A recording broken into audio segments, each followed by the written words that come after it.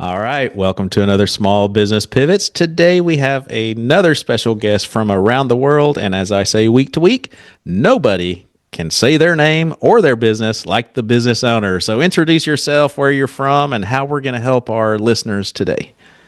Hey, my name's Ryan Chute. I'm from Wizard of Ads. I'm a partner at Wizard of Ads out of Austin, Texas. I'm here in Halifax, Nova Scotia today and have offices as well in Phoenix, Arizona, where we help small businesses become big brands. Wow, I think that's everybody's dream is to build an empire, right? And then we Yeah. usually get stuck in our business with a one or two person show and a lot of fires to put out, challenges. And so we can't even fathom getting to that next level. So, how do you think we're Mhm. going to help our listeners today with your message today?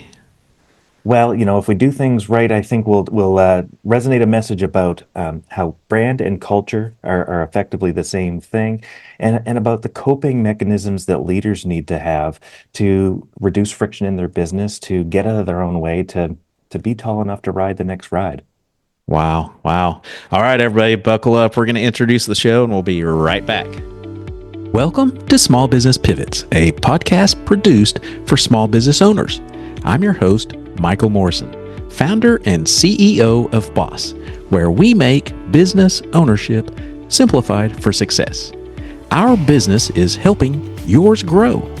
Boss offers business loans with business coaching support. Apply in minutes and get approved and funded in as little as 24 to 48 hours at businessownershipsimplified.com. All right, welcome back to Small Business Pivots. I know for a lot of our listeners, they've read a lot of books, they've watched a lot of videos, tutorials, they probably bought a ton of workshops and all that good stuff, and nothing just seems to be working for them. So, what I'd like to do, if you don't mind, is share a little bit about your history, your upbringing, how you became an entrepreneur, so they can go, yes, he's walked in my shoes. I'm going to keep listening.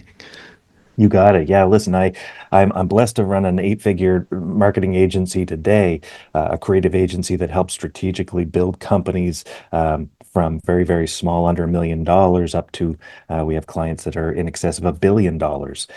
We have many hundreds of these companies that we've seen every step of the way, what roadblocks and bottlenecks and breakpoints come up to really cause those headaches and to have us having shift gears as we start leveling up our businesses. But it wasn't always that way. I grew up in a high friction business. I was in retail. I went through the gulags of retail and furniture and automotive, and did all the jobs that could possibly be done, from sales through to management and all the administrative stuff in between. And there was a lot of toxicity. There was a lot of frustration. There was a lot of weaponized fear, shame, and guilt. There was an awful lot of trying to figure it out and hitting this very frustrating ceiling, thinking, what in the world am I doing wrong? And look, I've even been fired from doing what I thought was the right thing because I was mirroring and mimicking bad bosses, doing the things that seemed right and thinking that I needed to do what they did. And after one kind of summarial firing, I really kind of hit this peak. I was so frustrated, thinking we had just crushed every possible record that you could possibly crush. I had absolutely exceeded expectation from a management standpoint, and I was unaware that I was the problem.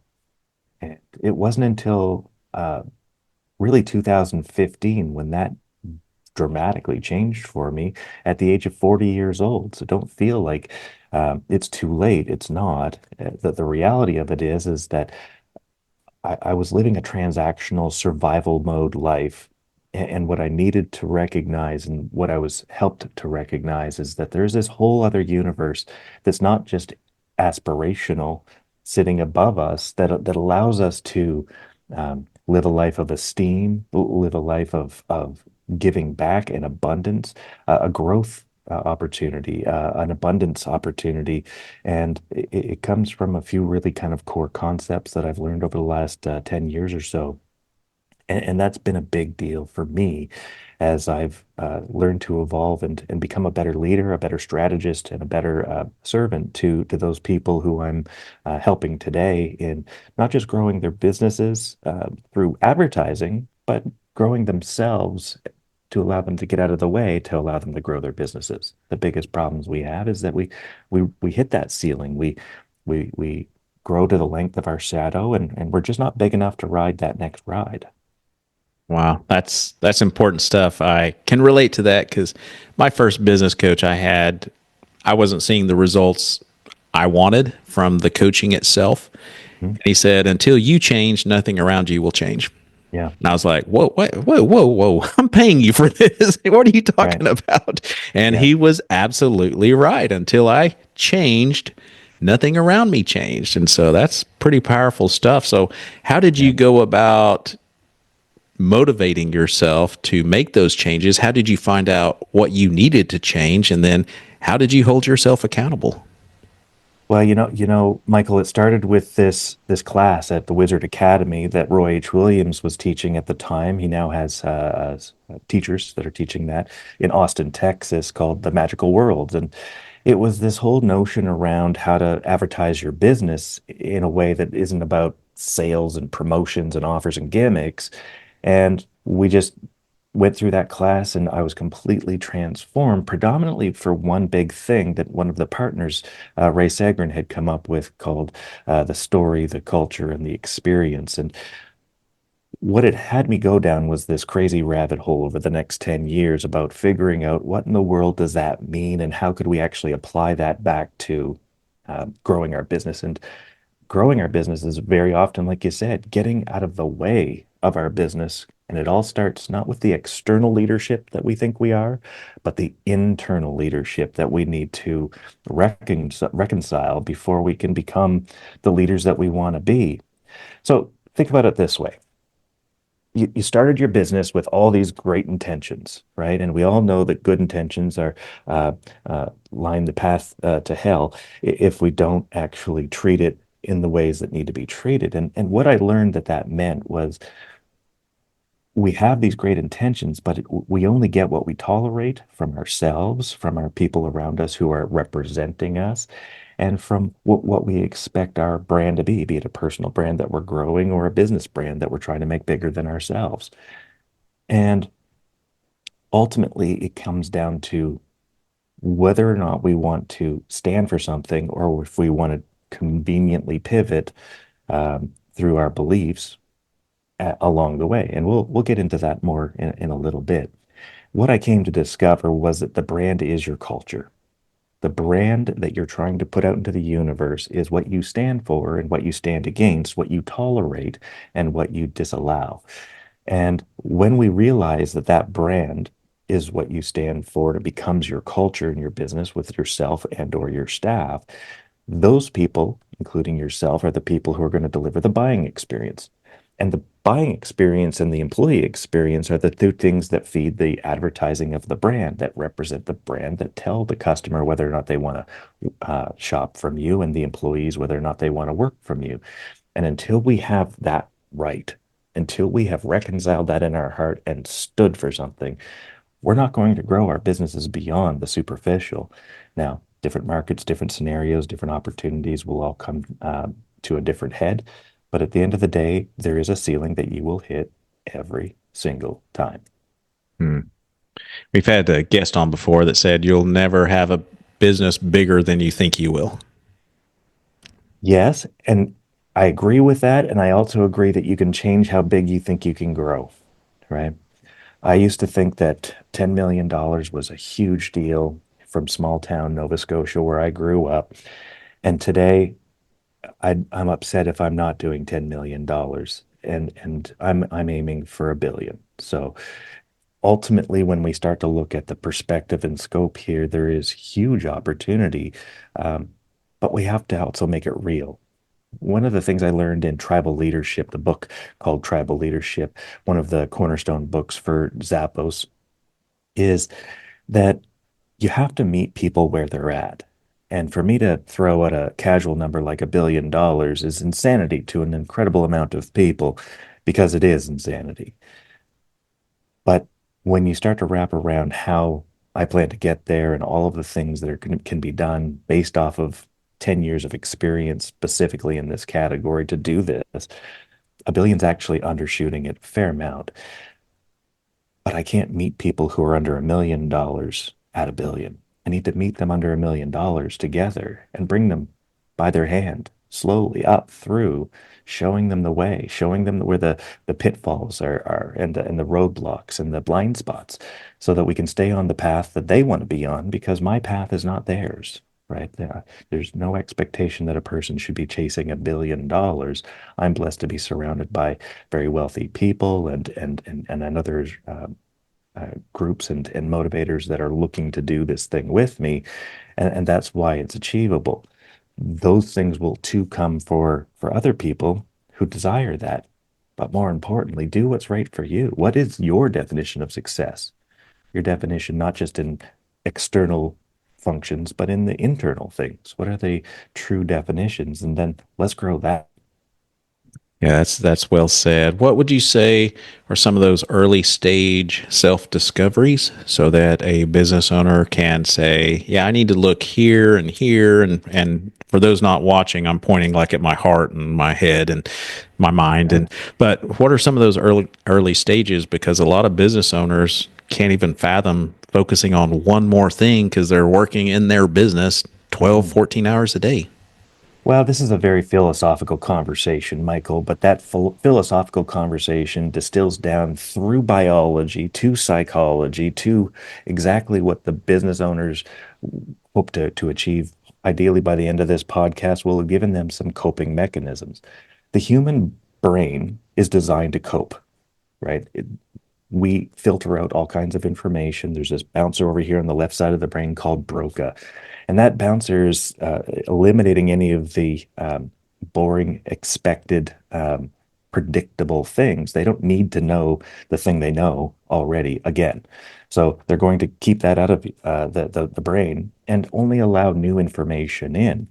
There's no such thing as changing your mind. There's only such thing as making a new decision in your mind. When you actually look at how neuroscience works, we're not changing the mind. We're adding new information and adapting with a new piece of information because the past is the past, and that's a construct, not a reality. So what are we actually doing? We're actually filling the heart up through the imagination in a place where there is no capacity for words. So it's what the heart desires that the mind will reconcile, right? The mind will do what the heart desires. So the first thing that you need to look at is what you want, what you intended, what you care about, and what you don't care about, and stand for something. There's these four different people on the ocean of life.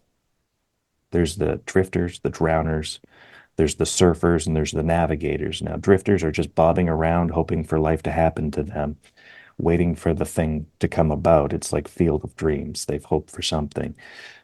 The surfers are riding the waves. They get a good wave, they ride it, then the wave goes away, and they ride another wave. And if it's not a good wave, they blame the wave. They don't blame themselves.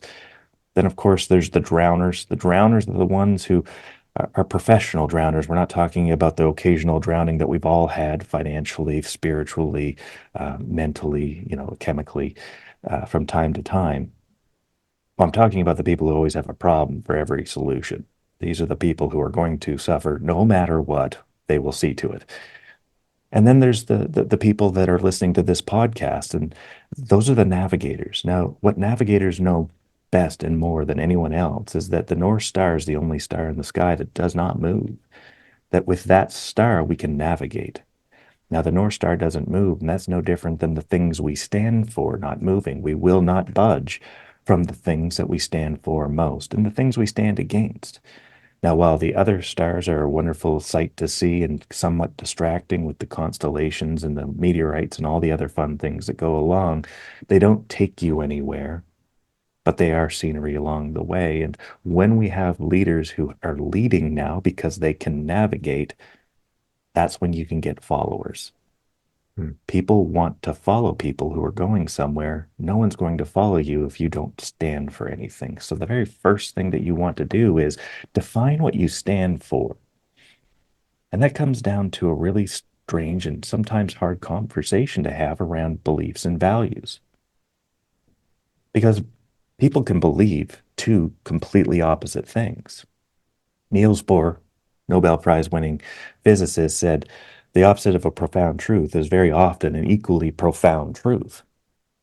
For every proverb, there is an equal and opposite proverb, right? We have this reality where this duality in life that says that justice and mercy are equally true and virtuous concepts. But if I'm the accused murderer, I want mercy, and if I'm the victim's family, I want justice. But what happens when the victim's family murders the murderer? Now what? So the beliefs that we have are easily interchangeable. And the problem with beliefs is that there is no consequence. The true value that we bring to life, the true value that adds value, that shows love, that shows that activates the chemical oxytocin, not dopamine, those are values. Now, values are the things that you do that cost you something, right? When I'm delivering you something of value, it's costing me something, right? It's costing me struggle or strife. It's causing me sacrifice. I am opening late for you at night because the other people won't do that are my competition.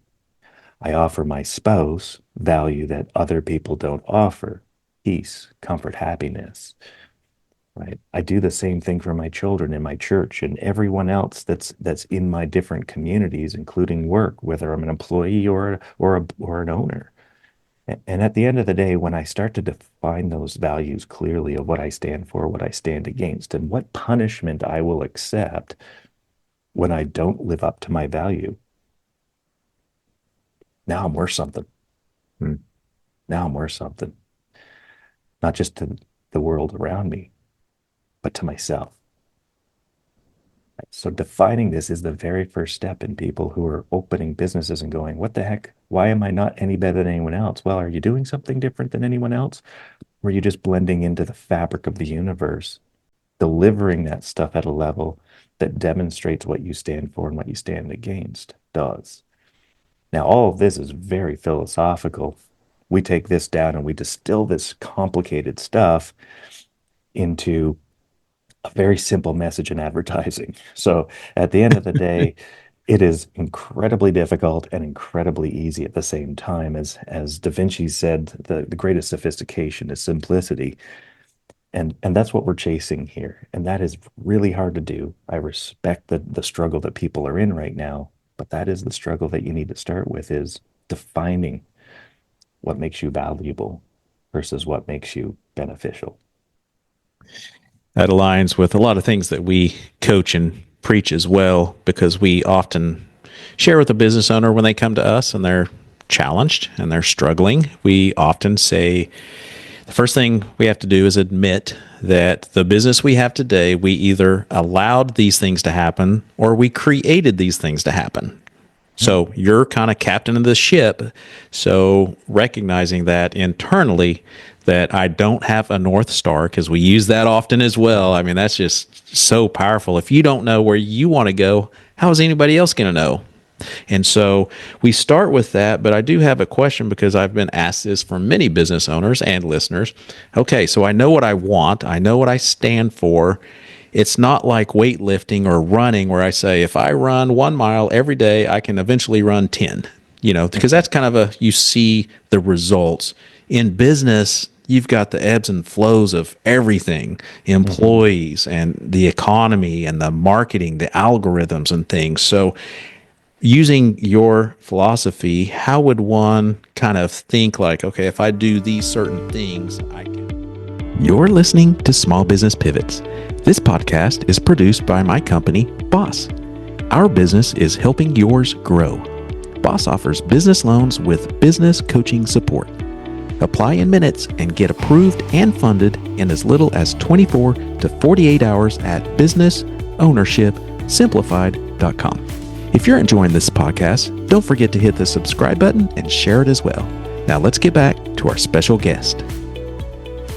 Using your philosophy, how would one kind of think like, okay, if I do these certain things, I can get what I want? Any tips on that? Well, now we're talking about tactical things, Right. and the tactical elements come in based off of the foundation of what you stand for. And I've distilled it down over about 4 years. What I did is I took basically every core belief, every value statement, every mission statement, every vision, everything that I could find from all around the internet and the companies that people like Jim Collins talks about in his books Good to Great and How the Mighty Fall. Um, I looked at Martin Lindstrom's books brand washing and started looking at what their value propositions were. And what it all distills down to is three themes. I was absolutely gobsmacked that it actually distilled down to that simple of a group. Those three themes are written right on this bracelet of mine. Uh, Helping people win is the first. The second, being trustworthy, and the third, living gratefully. Now, when you take all of your beliefs and you bundle them up into all one or more of those three buckets, you'll find that every possible value, virtue, belief, structure, value proposition, core value, whatever you might want to call it, vision, purpose, you name it, is going to fall into one of those three buckets. Now, people might say things like, well, how does innovation fall into that? And the question is, it's helping people win. Because without innovation, without some improvement or iteration towards something that's slightly better, you're not propelling the universe forward. You're just sitting stagnant with everyone else. Uh, how does closing a deal help a person win or be trustworthy? Well, I would argue that if you have identified the right solution for your customer and you say, hey, this is the thing you should buy, and we go through the process and the haggling and the negotiation of buying it, we should close the deal if it's right for them, because everything else is just an expenditure of money, energy, and time until such time as a deal has been closed. We're serving people at the highest level when we close the deal. We're not serving them at the lowest level or self-serving us, because it is a mutual exchange doesn't mean that it is a single exchange. It is a win across all channels. Trustworthiness, it goes well beyond values. Notice that everything is about action here, helping people win, being trustworthy, living gratefully. These are actions and behaviors that we're embracing. These are the steps to take. These are the momentum, the movement forward, the propulsion, the inertia that is necessary to get things done and always falls in. That, I'll tell you, the outlier for me surprised the heck out of me. I did not believe it until I really just started working it down, was gratitude. And gratitude has a profound power that we often ignore. It is the quite literal linchpin to happiness. It is the pursuit of happiness. We're not grateful for the things we have, right? People often say, hey, money can buy happiness. And then there's, of course, the duality of that saying, no, money can't buy happiness. And the science actually proves that money can absolutely buy happiness, right? And it's not for why we think, because that's not the thing that makes us happy. The thing that makes us happy is the ability for us to be independent and autonomous enough for us to be able to afford that thing, right? To be able to enjoy that thing, to have that thing represent our identity and rank us up within ourselves, our core group, and our greater tribes, that we care about. And ultimately, it's the gratitude that makes us happy, not the thing itself. Just like our children make us happy and our wife makes us happy. It's not our wife's job to make us happy, right? It's our job to be happy through gratitude. And when we start to find that simple construct of gratitude drives us forward, the reason why it's driving us forward is because it's pulling us out of survival thinking and into abundant, thriving thinking. And when we have abundant, thriving thinking, we actually have a greater capacity to make deeper, more significant, more complex decisions because we have that different chemistry going on to actually help us do the thing that needs to be done to elevate our business. I love these deep thoughts because a lot of times the reason I had asked earlier about the tactical side was because there's so many programs out there. There's so many influencers out there. There's so Yeah. many courses you can buy, and they're Right. all very tactical. And so I know business owners, a lot of times they're frustrated with which one I've bought six and none of them are doing anything. Well, And what yes. you're saying is exactly right because we say three essentials to a successful business are guiding principles, which is aligns with your finding your North Star. Hmm. Hmm. Number two is systems and processes. And then number three is people. And it's not just employees, it's your banker, it's your accountant, and they're saying, well, what about sales? And I'm just using this analogy for listeners because I've talked about this before so they can understand what you're talking about and how powerful that is because they're like, what about sales? And I'm like, well, if you have the right salesperson, sales will come. If they're aligned with your North Star, they're following your systemization, your processes, sales will come. So a Right. lot of times what we're looking for is this step by step process when it goes deeper than that, I think is what you're saying. It goes much, much deeper than that. Look, just to pull this back, way back for a minute to the 10,000-foot view, our most successful clients are always going to be the ones that run their businesses as a marketing company, right? They often use us as help. And then they have their number one process is sales, right? The only thing, look at that. The number one thing, the number one thing that they said that they think about is selling. The operations is simply the backfill. There are plenty of incredible operators that we have that do the selling, or they have put somebody in selling and they do the marketing. Sales and marketing are the thing that your business is that happens to sell whatever you sell. Now, if you're the person who has to deliver the solution as well, think about how you can figure out the whole solution and then iterate it down into chunks and have other people delivering the solution.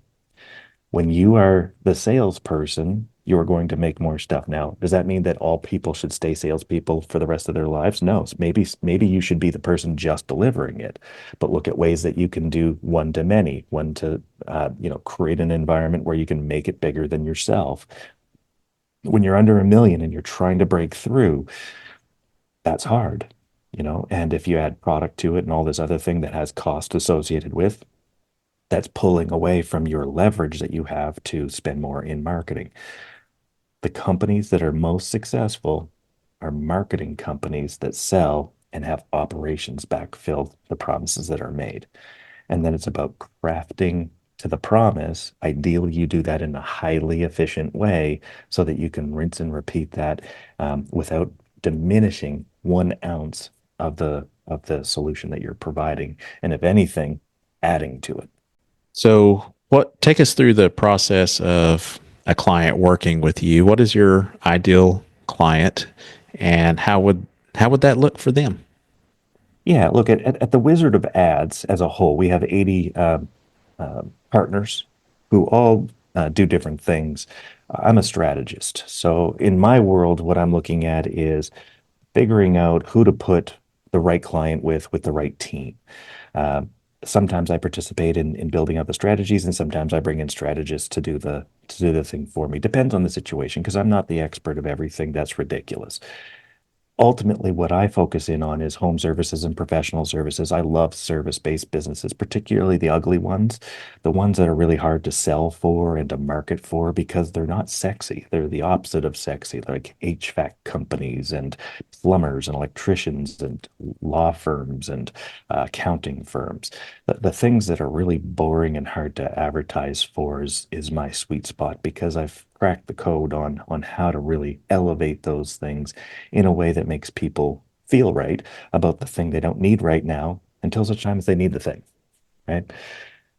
But then there's other partners who are exceptional at business to business or direct to consumer or online sales or offline sales or all of the different kind of buckets that you can fall in. Now, we, as a rule, we'll typically focus our efforts in on clients that have a slightly larger average ticket, that are on a longer purchase cycle, very often having a little bit more complex thing to sell, from jewelry up through to automotive and everything else in between.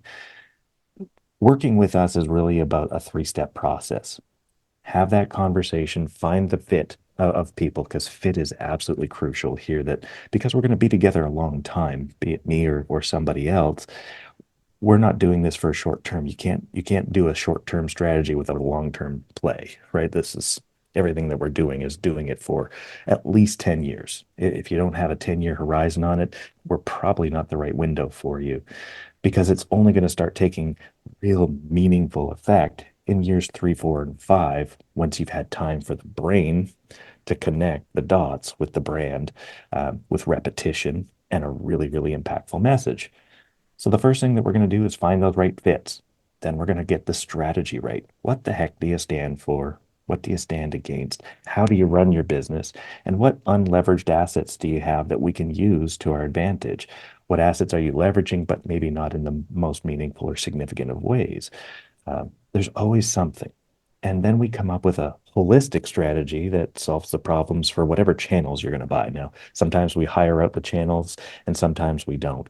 At the end of the day, we're not associated to a channel. And back to your earlier point, Michael, when people often look for marketing, what they're actually looking at is they're looking for a channel. That is their biggest mistake. When you say, I need Facebook ads, you've done it wrong. When you say, I need radio ads, you're doing it wrong. What you need to say is, this is what I want to say, and this is what I have to offer. Is it good enough? And people like me and my creative teams will look at it and go, it's good enough or it's not good enough. We have to fabricate a story around it that is authentic but powerful, or we have to lean into this incredibly powerful story, right? Once we have the nuts and bolts together of your market and your customer base and what it is that you're trying to achieve and how you stand out against a crowd and how we can help you elevate against a crowd, then we go to storytelling. And then we say, where's the best place to tell this story for the budget we have? Now that the budget we have, it could be Facebook, it could be pay-per-click, it could be 100 different things. Like, all marketing works. It just only works if it has the right strategy. If it doesn't have the right strategy, you're in trouble, right? You're going to get so far, hit a ceiling, and wonder where the heck everything's going. Well, it's going nowhere, because you're either wasting the money on stuff that doesn't matter. It's going into the ether, quite literally, because it's all about brain chemistry. We have this little part of our brain, like the RAM of a computer, that lasts about 7 seconds. When most ads are heard, that's where it stays and that's where it goes. And you don't play it fast or frequently enough that it starts to move back into this midterm memory, this working declarative memory that lasts about 7 days and is erased with sleep, right? Like defragging an old PC, right? Squeezing out the stuff that doesn't matter, like those boring ads that mean nothing and connect no dots. And then lastly, as we say things with impact or long enough, they'll start putting bricks back here in the third part of the brain, the chemical part of the brain. And we can either have a whole bunch of bricks sitting back there in a pile, or we can add something to it, the mortar. The mortar is the emotion that is attached to your brand, the things that make people feel something about you. The more feeling you have in a particular ad, a statement, a post, the more mortar is going to be concocted to get back there to build a McMansion. So if you're really looking to build an empire, you need to do it with emotion. And that's just not just emotion for the customers that hear your stuff, but for the employees that want to be a part of that thing and build that house with you. Whew, that's a lot, but That's it's right. so true. It takes me back to I owned a company that we used to do direct mail for clients, and all of a sudden I just started thinking of these clients. When you said if you're looking for a Facebook manager, you're going about this wrong. I know people would come to us, they were worried about their postcard, the shade of green, the placement of people, and I'm like, you spent no time on the mailing list, like who you're. Oh yeah, we don't care about that. But this, I want this. I'm like, oh my goodness, like if you're not getting Right. it to the right people Right. with the right message, you're throwing your money away. And that's kind of what you're saying. You, particularly in a targeted area, for example, in direct mail, we wouldn't try to do a direct mail to everyone. Right. We would rather spend that money strategically on the gated communities of the city that you're in, where the average home value and net worth of client is X. And we would do that over and over and over again with something that's less about transaction or an offer and more about something that bonds the customer to you and goes, oh, those people, those are my people. Now, in some cases, you can spark a little thing. For example, you could, Lululemon pants. It's not hard to get somebody to feel something about Lululemon pants, and making people feel good about themselves is about identity. That's an internally driven thing. But when you're doing something that's not that sexy or is just kind of noise because people aren't conceiving you as a reason, unless they care about it or have that in their perspective, you're just noise. Um, so what do you do in those instances? In those instances, we have to do something that's going to get noticed, but hold their interest because getting attention is easy. Keeping it is hard. Hmm. Is there a average today that you would say you've got to touch someone? I know back in the day it used to be like 3 times, 4 times just to kind of get there. Is there anything like that today where, because there's just so much noise out there?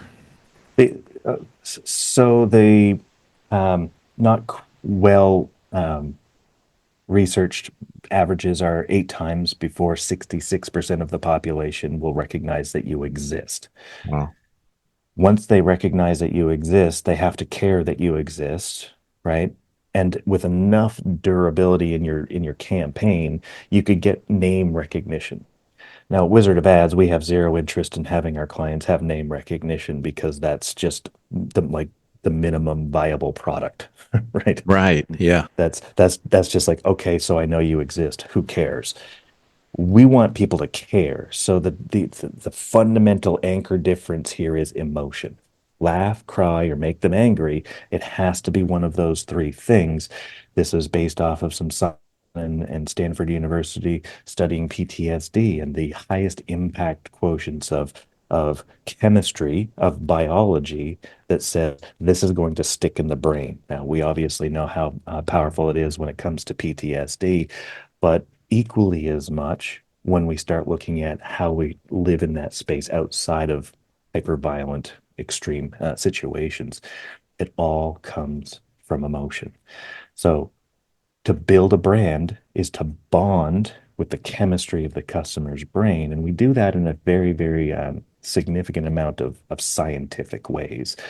We're looking for embed codes. We're looking for auditory anchors. We're looking for ways that we can continue to build a landscape and a McMansion within the house within the chemistry of the brain through frequent repetition. The better question isn't to ask how many times before they recognize me. The better question is to say, how many times do they need to see my brand to continue to remember me? Because getting attention is easy. Holding intention is hard. Keeping their interest is hard. It's 3 times a week, every single week, 52 weeks a year, without a break. Your brand needs to show up in their space. And that's why Apple spends 7% of their marketing budget on advertising to this date, with a whole heap of it being offline. Hmm. Yeah. People don't realize that either. Right? Uh, Google, Google, same thing. Facebook, Facebook. Yeah. Indeed, Yeah. all of them, because Yeah. you cannot build a household name without massive amounts of money being spent. And most of us didn't have, the ability to lose money for the next 7, 8, 10 years Yeah. to be able to build that presence online by sheer volume and presence, and then use all kinds of dopaminergic strategies to chemically get you addicted to a device that can continue to feed the addiction. We have plumbing companies and coaching companies and a budget and payroll and probably a mortgage. All important things to pay as Yeah. well as building your company. Yeah. Well, I can't imagine that a listener is not eager to learn more. So, how can someone follow you, connect with you online? Where's the best place to just get more of this? Yeah, what three different spots. Wizardofads.services is my personal URL, direct URL to the services side of my marketing business. Wizardofads.com, of course, for the main site. You can reach me there at all of these spots, and we can have a 30-minute introductory conversation to figure out where you are and where you're going. There's so many things that we can talk about when it comes to getting past yourself and into building your brand. The second is ryanshute.com. And the third, on all socials, you can find me pretty well anywhere at Wizard Ryan Shute. Okay, fantastic. Well, I always end with a question that I ask each person, and that is if you were in a auditorium of business owners, all seasons of business, ages, whatever, what's one piece of advice that would be applicable to all of them? It could be a quote, a book, or just something that you've learned along the way. You know, the biggest thing that I've learned, which seems very almost counterintuitive, is less is more. That we can do an astounding amount less than what we think that we need to do to get the job done, which reduces friction, which creates a smoother communication with our employees and our customers. Get rid of the weasel words. Get rid of the yeah buts and the what ifs. Get rid of all of the things that don't matter and just build a business that's going to be simple. Get rid of half of your inventory, right? Shrink it down. Highlight the inventory in a more meaningful way. You're going to have more success with less, and really put your energy and efforts into that. Wow. Less is more, people. You heard it here. So, Ryan, you've been a blessing to many and a wealth of information. I appreciate you taking your time to talk to our listeners and help them expand their brand. Super grateful for being here, Michael. Thank you so much. My pleasure. Thank you for listening to Small Business Pivots. This podcast is created and produced by my company, Boss. Our business is growing yours. Boss offers flexible business loans with business coaching support. Apply in minutes and get approved and funded in as little as 24 to 48 hours at businessownershipsimplified.com. If you're enjoying this podcast, don't forget to hit the subscribe button and share it as well. If you need help growing your business, email me at michael@michaeldmorrison.com. We'll see you next time on Small Business Pivots.